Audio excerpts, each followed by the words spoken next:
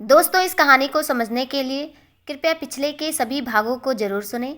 सिया जल्दी जल्दी जा रही थी क्योंकि अरमान पटना पहुंच चुका था। सिया मुस्कुराते हुए चली जा रही थी। कुछ देर बाद सिया बताए हुए एड्रेस पर पहुंच गई। अरमान को वहां ना पाकर सिया आसपास वहीं ढूंढने लगती है।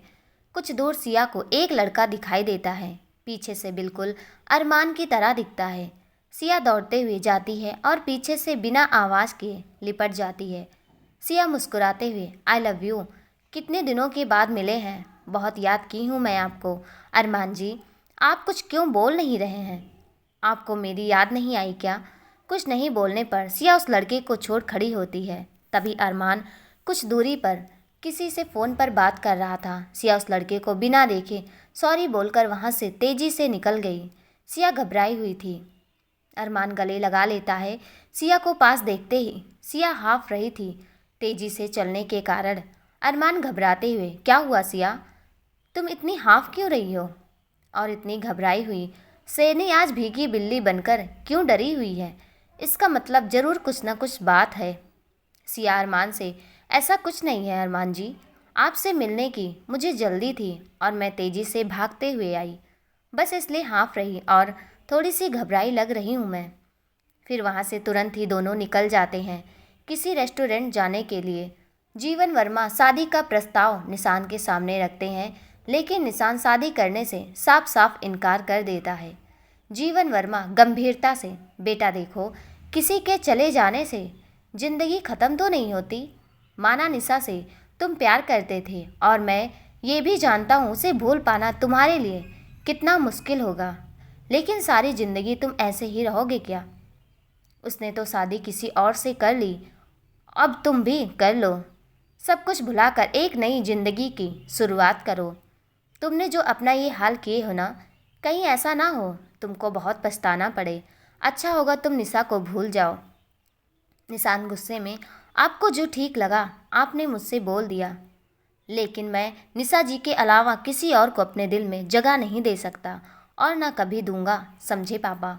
फिर वही उषा देवी आती है। वो भी निशान के ऊपर दबाव डालती हैं शादी करने के लिए।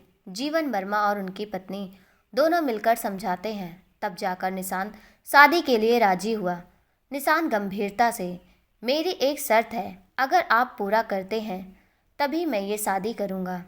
जीवन वर्मा विश्वास दिलाते हुए, ठीक है, तुम्हारा जो भी शर्त होगा मैं वो पूरा करूँगा, लेकिन तुम्हारा शर्त क्या है, बताओगे तब तो?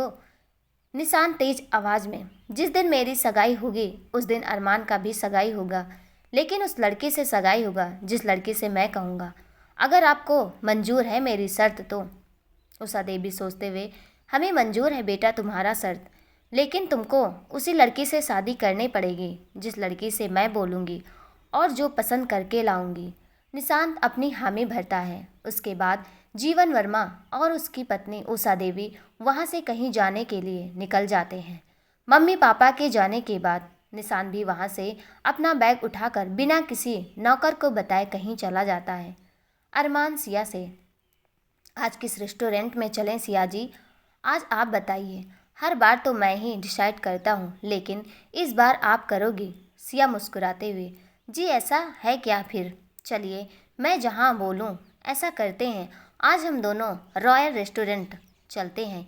ये पटना का काफ़ी फेमस रेस्टोरेंट है और सुना है वहाँ काफ़ी, छोड़िए, जितना मैं आपको बताऊँगी उतनी देर में मैं और आप रॉयल रेस्टोरेंट पहुंच जाएंगे। दोनों कार में बैठकर रॉयल रेस्टोरेंट जाने के लिए चल पड़ते हैं। कार से उतरने के बाद अरमान के हाथों में सिया अपना हाथ डालकर पकड़ी हुई थी और अरमान की तरफ देखते हुए चल रही थी और मुस्कुरा रही थी।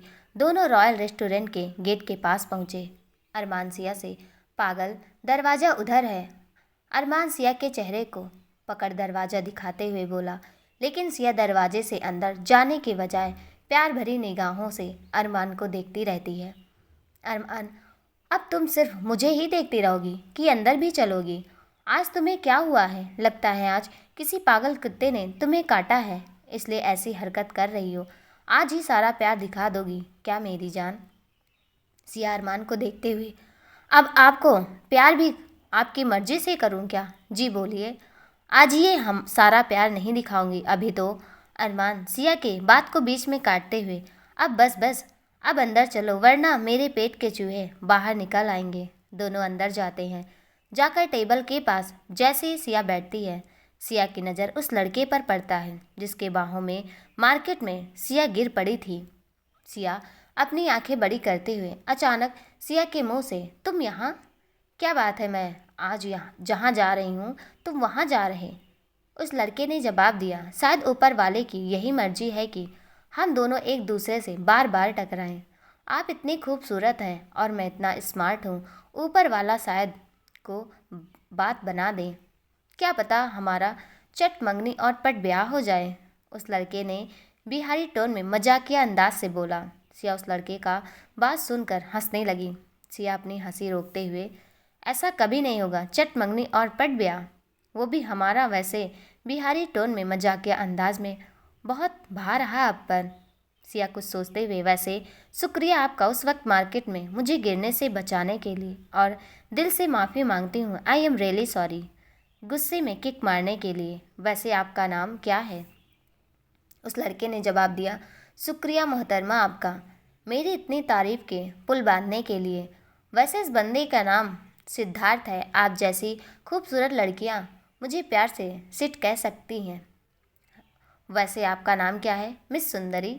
सिया बोल पाती उससे पहले अरमान आकर सामने वाली चेयर पर बैठ जाता है। सिया अरमान का हाथ पकड़कर, आप कहाँ चले गए थे? अरमान जी, कब से इंतज़ार कर रही थी। वैसे आप क्या खाएंगे? अरमान फ़ोन में कुछ कर रहा था, फ़ोन के स्क्रीन के तरफ देखते हुए मुस्कुरा रहा था और फिर बोला, आप जो चाहो ऑर्डर कर दो।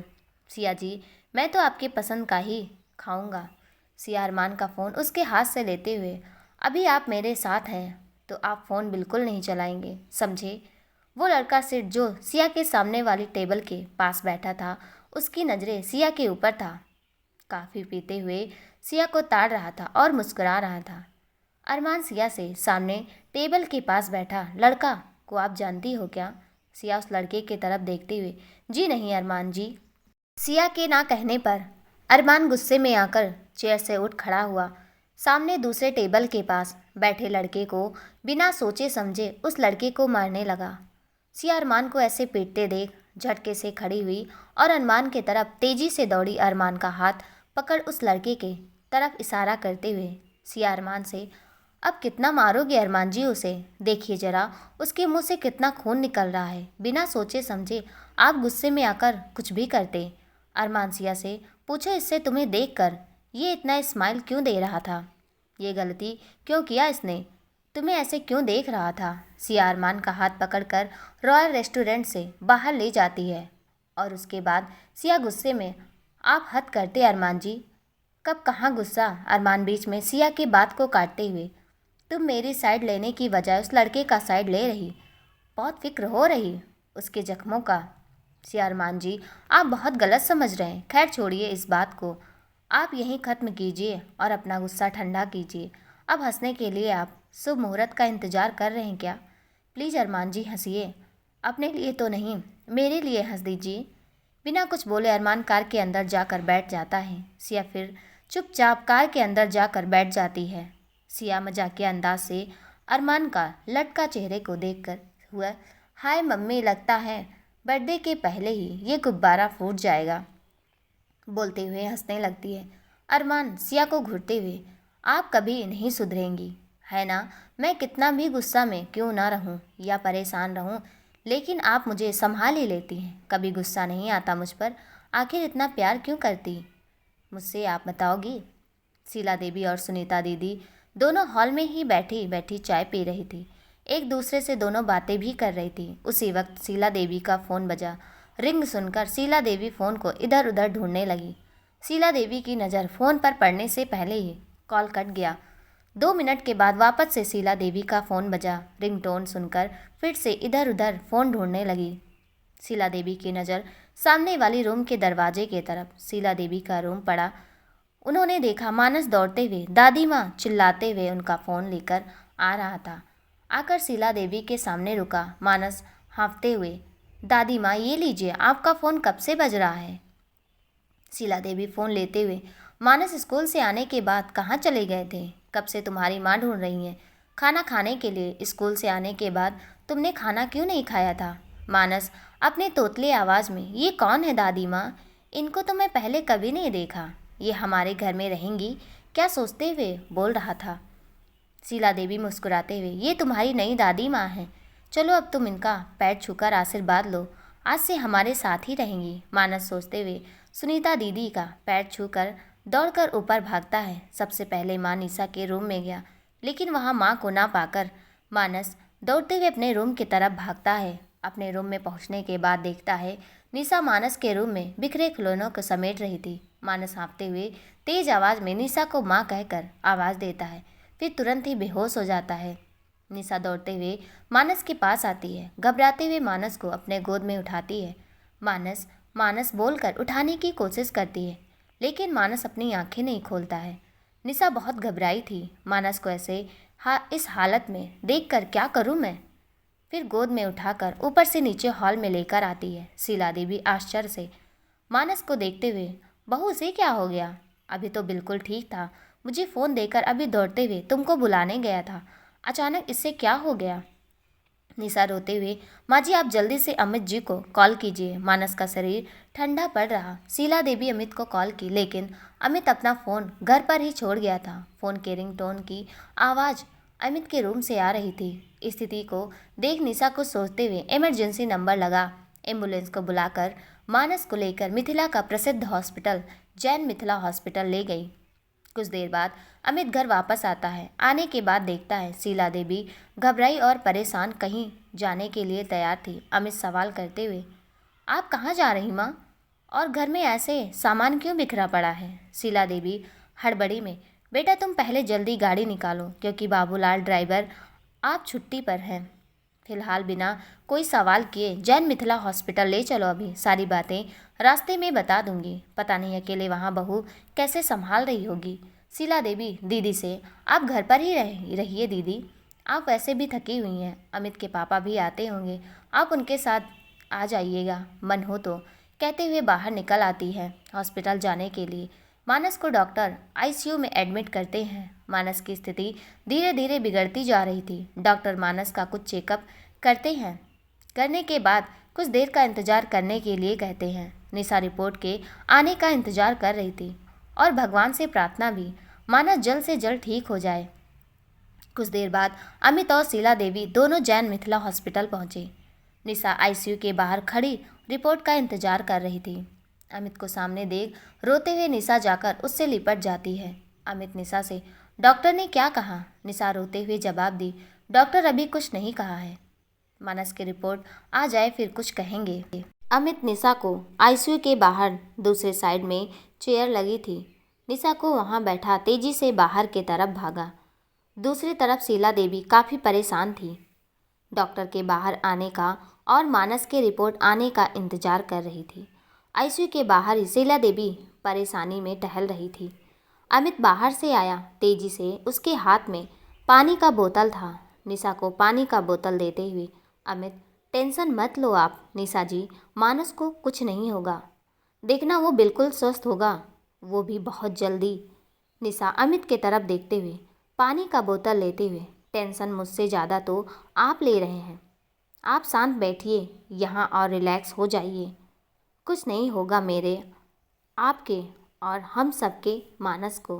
फिलहाल ये पानी के बोतल का अभी आपको ज़्यादा ज़रूरत है, समझे? अमित का हाथ पकड़ते हुए निशा बोली, अच्छे बच्चों से भगवान जी ज़्यादा देर तक नाराज़ नहीं होते हैं, देखना आप, हमारा मानस जल्दी ठीक हो जाएगा। अमित अपना सिर चेयर पर रख पीछे दीवार से सटाकर अपना आंख बंद कर मन ही मन सोच रहा था। निशा चेयर से उठकर शीला देवी के पास गई और उनके कंधे को पकड़कर चेयर पर बैठा दी। माँ जी आप आराम से बैठिए, टेंशन नहीं लीजिए, वरना आपका ब्लड प्रेशर हाई हो जाएगा। अमित निशा की सारी बातें अमित बस सुन रहा था। अमित मन ही मन, ये निशा जी बहुत अच्छी हैं, सबके बारे में कितना सोचती हैं, लेकिन मैंने ही इनके साथ बहुत गलत किया। शायद इसी गलती का सज़ा भगवान मेरे बेटे को दे रहे हैं। लेकिन आरके मेरे बेटे को किडनैप नहीं किया होता तो मैं ये गलती कभी नहीं करता। और ना इस पाप का भागीदार बनता। बस एक बार ये गलतफहमी मिटा दूं निशा जी के दिल से, शायद मेरे लिए उनके दिल में जो नफरत भरी है वो भी मिट जाए। मैंने जो उनके साथ किया बस मेरी वो एक मजबूरी थी, वरना ये गलती कभी नहीं करता मैं। लेकिन कुछ दिन और आप तकलीफ़ झेल लो मेरी वजह से निशा जी। मैं बहुत जल्द आपको इस ज़बरदस्ती के रिश्ते से आज़ाद कर दूंगा। फिर आप बिल्कुल आज़ाद हो जाओगी इस ज़बरदस्ती के बंधन से। बस एक बार मानस बिल्कुल ठीक हो जाए। लेकिन मैं खुद से वादा करता हूँ, जब तक आप मेरे घर में रहेंगी आपको मेरी वजह से कभी कोई तकलीफ़ नहीं पहुँचेगा। उषा देवी अपने षड्यंत्र में कामयाब हो गई। इंसान शादी करने के लिए मान जो गया था। उषा देवी को कोई ऐसी लड़की चाहिए थी, बहू के रूप में, जो उनकी बातों में रहे और उनके कहने या इशारों में रहे, ताकि अपने मकसद में कामयाब वो जल्दी हो सके और ज़्यादा परेशानी भी उठाना नहीं पड़े। उषा देवी निशान के लिए लड़की ढूंढ ली थी, शायद तभी तो चेहरे पर मुस्कान साफ साफ दिखाई दे रहा था। जीवन वर्मा सोचते हुए, क्या बात है, आप इतना क्यों खुश हैं? लगता है चेहरे की खुशी से आप अपने बहू को ढूंढ ली हैं। उषा देवी खुली आंखों से सपने देख रही थी। निशान की शादी के बाद उसकी पत्नी तो मेरे इशारों पर नाचेंगी और सारी प्रॉपर्टी मेरे बेटे आरके के नाम होगी। मैं वर्मा मेंशन की मालकिन, मेरे बेटे और बहू दोनों साथ होंगे। ये सब सोचते हुए हंस रही थी। जीवन वर्मा कार को साइड में रोका और उषा देवी के आंखों के सामने अपना हाथ ऊपर नीचे किया। लेकिन उषा देवी अपने सपने में खोई थी। वो कुछ जवाब नहीं दे रही थी। जीवन वर्मा उषा देवी के हाथ को पकड़ हिलाया। फिर जाकर उषा देवी होश में आती है। क्या हुआ आपको? आप कहाँ खो गई हैं कब से? उषा देवी झूठ बोलते हुए, कुछ नहीं जी, बस अपने होने वाली बहू के बारे में सोच रही थी। आप देखें ना, कितनी संस्कारी और खूबसूरत है, आखिर मेरी पसंद की है। जीवन वर्मा हंसते हुए, जी आपकी पसंद तो बहुत अच्छी है, ये बात तो माननी पड़ेगी मुझे। अरमान और सिया रॉयल रेस्टोरेंट में झगड़े के बाद वहाँ से जल्दी कहीं जाने के लिए निकल जाते हैं। सिया अरमान के आंखों में आंखें डालकर, अरमान जी आप इतना गुस्सा क्यों करते हैं? आपको तो पता भी नहीं होगा, गुस्से में आप और भी हॉट और स्मार्ट लगते हैं। अरमान गुस्सा में, अपनी ये मीठी मीठी बातों में मुझे मत फंसाया करो, समझी? मेरा गुस्सा नहीं जाएगा, नहीं इतनी जल्दी। इतनी पास आकर बात करने की ज़रूरत नहीं है, थोड़ा तुम दूर रहकर ही बात करो मुझसे। सिया प्यार भरी निगाहों से अरमान को देखते हुए ये पंक्तियाँ बोलते हुए अरमान को किस करने की कोशिश करती है, लेकिन पता नहीं कैसे कार का ब्रेक दब जाता है और गाड़ी चल पड़ती है। 3 से 4 घंटे के बाद डॉक्टर आईसीयू से निकलते हैं। निकलने के बाद डॉक्टर काफ़ी परेशान था और उसके हाथ में मानस का रिपोर्ट। जैसे ही डॉक्टर आईसीयू से बाहर निकलते हैं, वैसे ही निशा, अमित और शीला देवी डॉक्टर को चारों ओर से घेर के खड़े हो जाते हैं। डॉक्टर के माथे से पसीना टपक रहा था और डॉक्टर काफ़ी परेशान भी था। डॉक्टर के एक हाथ में मानस का रिपोर्ट भी था। 3 से 4 घंटे के लंबे इंतजार के बाद डॉक्टर रिपोर्ट लेकर बाहर आए थे। अमित डॉक्टर से घबराते हुए, डॉक्टर मेरा बेटा ठीक तो है ना? उसे कोई बड़ी तो नहीं हुई है? मुझे एक डॉक्टर ने बताया था इसके दिल में छेद हो सकता है। ऐसा उस डॉक्टर ने क्यों कहा था मुझे आज तक समझ नहीं आया। दिल के तसल्ली के लिए मैं दूसरे डॉक्टर से भी मेरे बेटे का इलाज करवाया, लेकिन उसका कहना कुछ और था और रिपोर्ट्स भी पहले वाले डॉक्टर के रिपोर्ट से बिल्कुल अलग था। मेरे बेटे को आखिर हुआ क्या है, आज तक किसी ने नहीं बताया। डॉक्टर जवाब दिया, पहले आप शांत हो जाइए, खुद को संभालिए और ऊपर वाले पर भरोसा रखिए। पहले वाला रिपोर्ट लेकर आप आए हैं, शायद कुछ हमारी मदद हो जाए। बात परेशानी वाली है या नहीं, इसके बारे में मैं अभी कुछ नहीं कह सकता हूँ। अभी कुछ देर और आप लोगों को इंतज़ार करना पड़ेगा। आप लोग चिंता मत कीजिए, मैं और मेरी टीम बहुत जल्द आपके बेटे को कौन सी बीमारी है, बीमारी पकड़ में ही नहीं आ रही है। आज तक मैंने ऐसा सिचुएशन कभी नहीं देखा। अपने 15 साल के करियर में बहुत कॉम्प्लिकेटेड केस हैं आपके बेटे का। पिछला रिपोर्ट्स को देखते हुए डॉक्टर बोला। निशा हाथ जोड़ते हुए, प्लीज़ डॉक्टर आप मानस को बिल्कुल पहले जैसा ठीक कर दीजिए। जितना खर्च होने दीजिए, पैसे को लेकर आप बिल्कुल चिंता मत कीजिए। किसी डॉक्टर को बाहर से बुलवाया पड़े तो बुला लीजिए, लेकिन आप मेरे बेटे मानस को अच्छे से अच्छा ट्रीटमेंट दीजिए, जो करना है कीजिए, लेकिन आप उसे ठीक कर दीजिए। रोते हुए निशा हाथ जोड़कर डॉक्टर से आग्रह कर रही थी। डॉक्टर दिलासा देते हुए, आप लोग फिक्र ना करें, खुद को संभालिए। मैं पूरी कोशिश करूंगा कि आपके बेटे को अच्छे से अच्छा ट्रीटमेंट हो ताकि वो जल्द से जल्द ठीक हो जाए। एक्सक्यूज़ मी बोलकर डॉक्टर अपने केबिन में चला जाता है। निशा दीवार के सहारे खड़ी रोते हुए कुछ सोच रही थी। अचानक लड़खड़ाकर नीचे गिरकर बेहोश हो जाती है। अमित दौड़ते हुए निशा के पास आया और झट से निशा के सिर के पास बैठ गया। फिर निशा का सिर अपने गोद में उठाकर रख लिया। निशा जी बोलते हुए उठाने की कोशिश कर रहा था। शीला देवी पानी का बोतल देते हुए, बेटा ये लो, बहू के चेहरे पर पानी का फुहारा दो। अमित पानी का फुहारा देते हुए, निशा जी उठिए, लेकिन निशा अपनी आंखें नहीं खोलती है। तो शीला देवी एक नर्स को लेकर आती है। नर्स आए ही, इन्हें सबसे पहले वार्ड में भर्ती करना पड़ेगा, जल्द से ले चलिए। अमित निशा को गोद में उठाकर वार्ड नंबर 8 के अंदर ले गया, जो आईसीयू के पास ही था। नर्स अमित से, सर आप प्लीज़ बाहर जाइए, मुझे चेकअप करना है। अमित नर्स के कहने पर बाहर निकल आता है। वार्ड के बाहर ही निशा का इंतजार करता है। सिया जब अरमान को किस करने की कोशिश कर रही थी तो अचानक गलती से कार का ब्रेक दब जाता है और कार चल पड़ता है। अरमान कार को कंट्रोल करने की बहुत कोशिश कर रहा था, लेकिन कार को कंट्रोल नहीं कर पा रहा था। कार का स्पीड भी थोड़ा सामान्य से अधिक था। अरमान ब्रेक लगाने की कोशिश कर रहा था, लेकिन ब्रेक नहीं लग रहा था। अरमान को एहसास हो चुका था, शायद किसी ने कार का ब्रेक फेल कर दिया है, क्योंकि अरमान का सर्विसिंग करवाने के बाद ही सिया से मिलने आया था। सिया परेशान होते हुए, अरमान जी ये क्या हो गया, अब हम कैसे बचेंगे? सारी मेरी गलती है, मैं ना आपको किस करने की कोशिश करती और ना ये हादसा होता। अरमान समझाते हुए, सिया जी आप टेंशन नहीं लीजिए, कुछ नहीं होगा, हम दोनों को बचेंगे तो साथ और मरेंगे भी तो साथ। अरमान फिर एक से साथ कार को बैलेंस करने की कोशिश कर रहा था और अपने दूसरे हाथ से सिया के हाथ को पकड़ रखा था। आखिरी दम तक हम दोनों साथ रहेंगे सिया जी, दिल में उम्मीदें कायम भी है, हम दोनों जिंदा जरूर बचेंगे, बस आप मेरी हाथ को पकड़ कर रखना। उषा देवी जैसे ही घर पहुंची, उनका फ़ोन बजा। उषा देवी जब फ़ोन के स्क्रीन पर देखी तो अननोन नंबर फ्लैश हो रहा था। उषा देवी जीवन हंसे, जी आप अंदर चलिए, मैं अभी आई, लड़की वालों के यहाँ से फ़ोन आया है। फ़ोन को स्लाइड करते अपने कान से चिपकाई, मुस्कुराते हुए उषा देवी, काम हो गया, बचने का कोई चांस तो नहीं है दोनों का। दूसरी तरफ से आवाज़ है, हाँ आपका काम हो गया, समझिए दोनों का बचना नामुमकिन है, मैंने कार का ब्रेक फेल कर दिया था। ज़ोर ज़ोर से हंसने हुए वो लड़का बोल रहा था।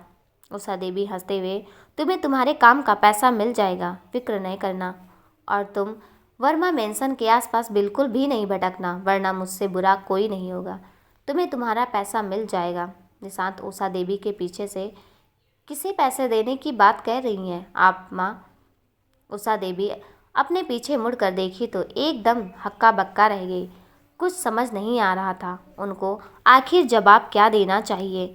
सिया घबराते हुए, अरमान जी प्लीज़ आप कुछ कीजिए, मुझे अभी जीना आपके साथ, वो सारे सपने जो मैंने खुली आंखों से आपके साथ देखा है, उसे पूरा किए बगैर कैसे छोड़ सकती हूँ मैं इस दुनिया को। अरमान का हाथ पकड़कर चूमते हुए सिया बोली, हमारी मोहब्बत इतनी कमज़ोर नहीं है अरमान जी, जो ये एक्सीडेंट हम दोनों को हमेशा हमेशा के लिए जुदा कर देगा। मुझमें जीने की उम्मीदें कायम है, बस आप हौसला बुलंद रखिए और सोचिए इस मुसीबत से हम दोनों हमारे प्यार के लिए कैसे बचें।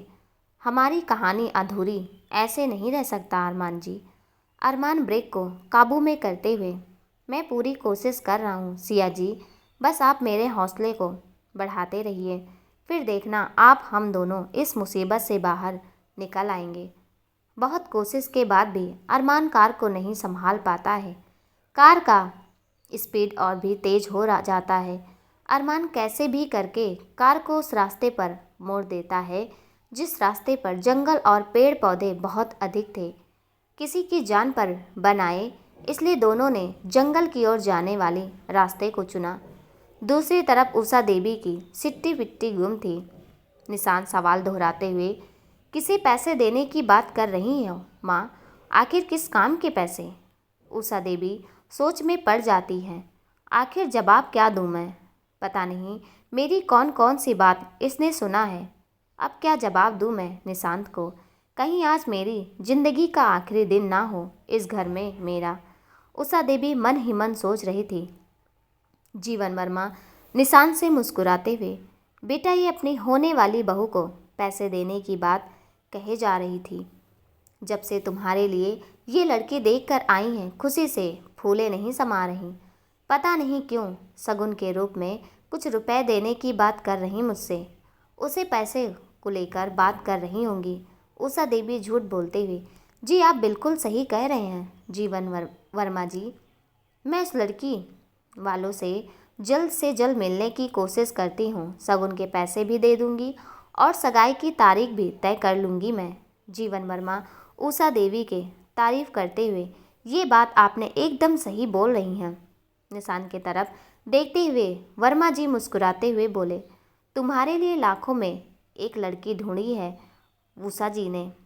अगर तुम कहो तो मैं तुमको भी लड़की से मिलवा दूंगा। बाकी सब तुम्हारी माँ ही संभाल रही हैं।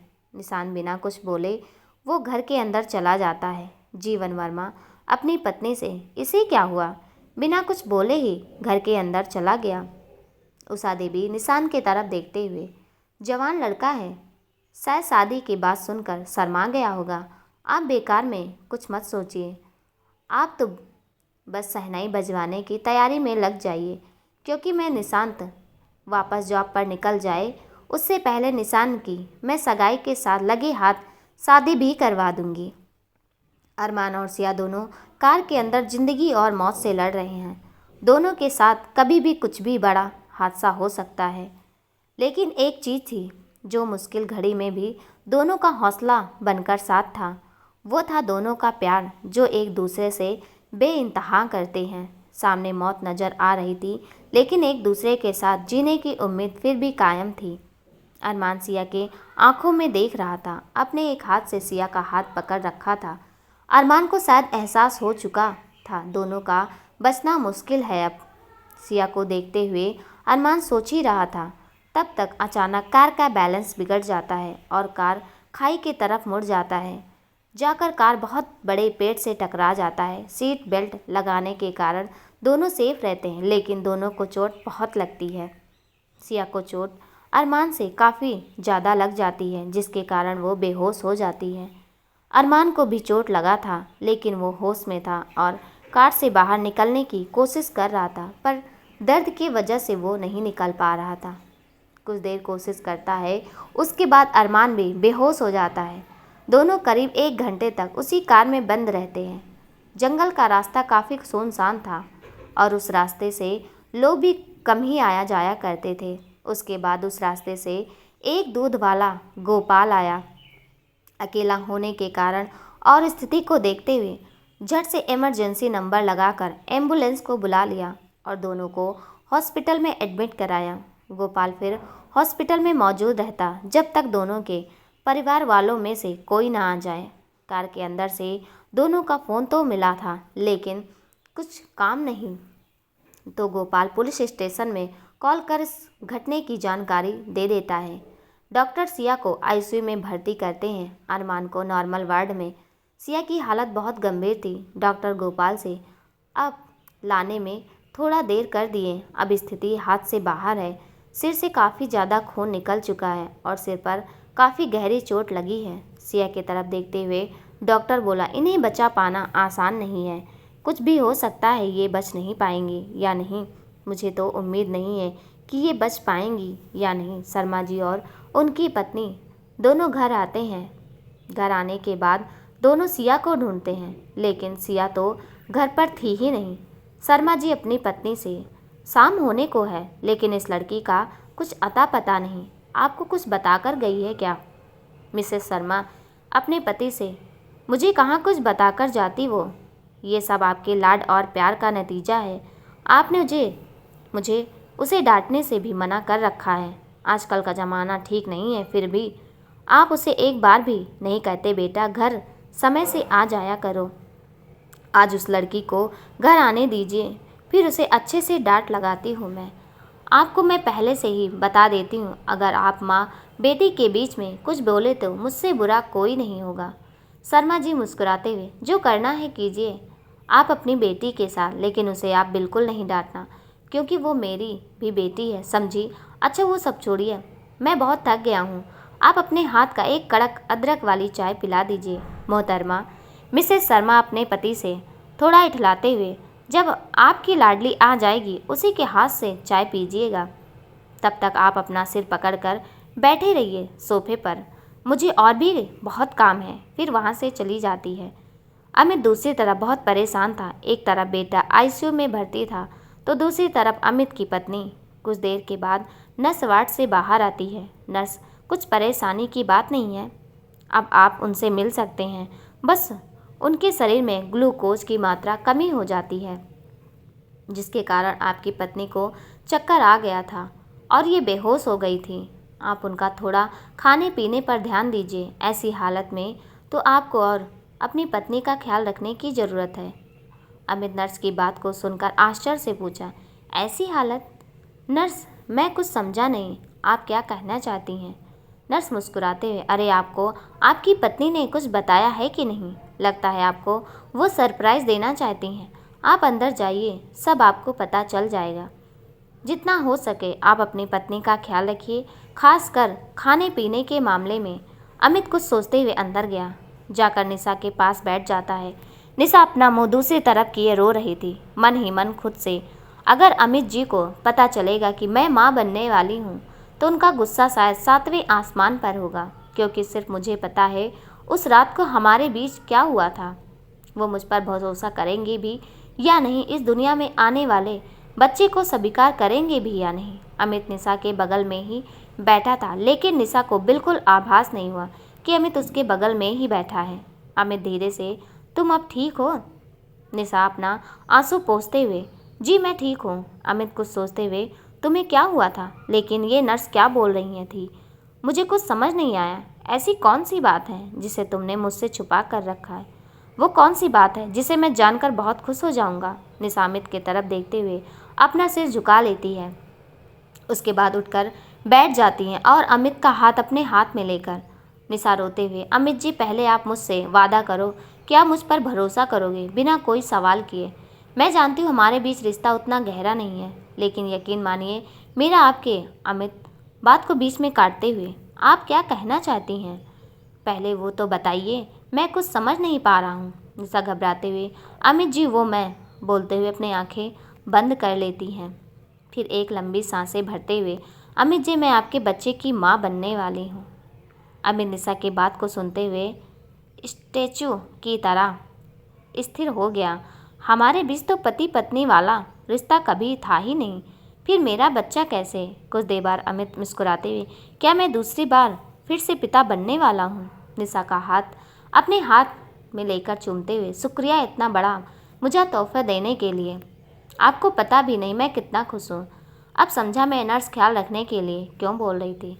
फिर अमित निशा को गले लगा लेता है। निशा को एहसास होता है मैं अमित जी के बारे में जितना बुरा सोच रही थी उतना बुरा इंसान नहीं है। शायद इसलिए मुझे कुछ ही महीने में इनसे मुझे प्यार होने लगा था। अमित खुशी से, निशा जी मैं अभी आया, माँ को ये खुशखबरी सुनाकर देखना, वो बहुत खुश होगी। निशा अमित को खुश देखकर वो भी हल्की सी मुस्कान अपने चेहरे पर लाई। मुझे तो कुछ और ही लगा था, लेकिन आपने कुछ नहीं किया। आप सच में एक अच्छे इंसान हैं अमित जी। मैं वादा करती हूँ आपसे, आज के बाद आपको मेरे तरफ से सिर्फ खुशियाँ मिलेगी। सिया के सिर से बहुत खून बह जाने के कारण, डॉक्टर इनके साथ कुछ भी हो सकता है। एक डॉक्टर ने कहा, मुझे तो लगता है कहीं ये कोमा में न चली जाए। आपस में एक दूसरे से बात कर रहे थे। इसे बचा पाना आसान नहीं है। जख्म को देखते हुए ऐसा लग रहा है जल्द से जल्द इनका ऑपरेशन करना पड़ेगा। डॉक्टर हड़बड़ी में बाहर आता है। गोपाल से दूध वाला, अभी तक इनके परिवार वालों में से कोई नहीं आया है। स्थिति पहले से ही बहुत ख़राब है। जैसे जैसे समय बीत रहा वैसे वैसे स्थिति और बिगड़ती जा रही है। इतना बोर कर वापस आईसीयू के अंदर चला जाता है डॉक्टर। रात के 9 बज गए थे। मिस्टर शर्मा और मिसेस शर्मा दोनों परेशान थे। सिया अभी तक घर नहीं आई थी। शर्मा जी मन ही मन पुलिस स्टेशन भी नहीं जा सकता, क्योंकि वो लोग बिना 24 घंटे बीते कंप्लेन FIR भी नहीं लिखेंगे। एक तरफ अरमान हॉस्पिटल में एडमिट है तो दूसरी तरफ उषा देवी निशान के लिए लड़की देखकर आने के बाद खुशियां मना रही थी। उषा देवी के खुश होने की वजह एक नहीं दो थी।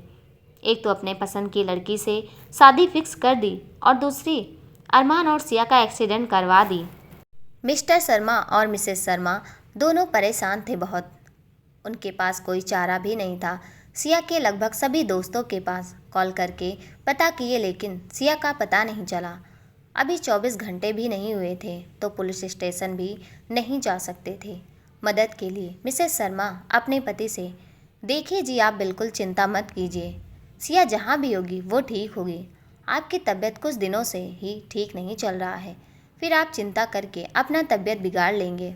शर्मा जी कुछ सोचते हुए, जिसकी जवान बेटी घर से बाहर हो उसके बाप को भला चैन भरी नींद कैसे आएगी, ऊपर से उसका फ़ोन भी बंद बता रहा है।